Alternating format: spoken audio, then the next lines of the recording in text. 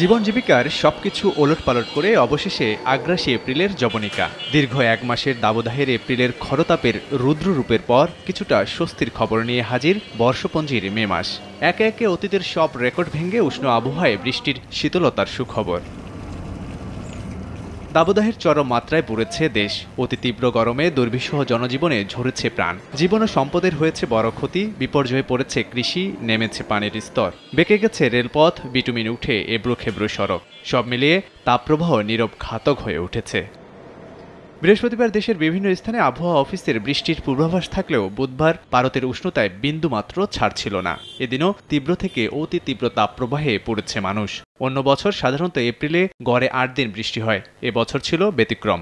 এবারে ১ এপ্রিল থেকে শুরু হওয়া তাপপ্রবাহ মাস জুড়েই যেভাবে বয়ে গেছে তা গত ৭৬ বছরেও দেখা যায়নি। গেল ৩৫ বছরের মধ্যে সবচেয়ে তপ্ত দিন ছিল মঙ্গলবার যশোরে ৪৩.৮ ডিগ্রি সেলসিয়াস। ১, ২, ৩ ঢাকায় জমি জিতে নিন ১০০% ক্যাশব্যাক সহ ২০ কোটি টাকার পুরস্কার।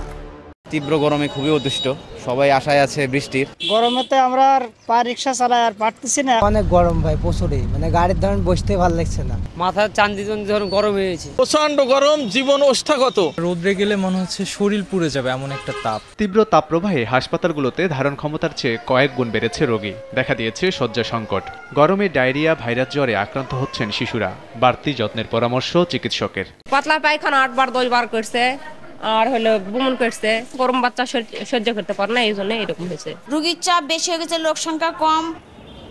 টানা গরমের আঁচে দেশের অর্থনীতিতে বড় প্রভাব পড়েছে। কৃষি, পোল্ট্রি ও ডেইরি খাতে বিপর্যয় নেমে এসেছে। বোরো ধানের উৎপাদনের পাশাপাশি গ্রীষ্মকালীন ফল, আম, লিচুর উৎপাদনেরও শঙ্কা দেখা দিয়েছে। লাবিব হাসান, সময় সংবাদ।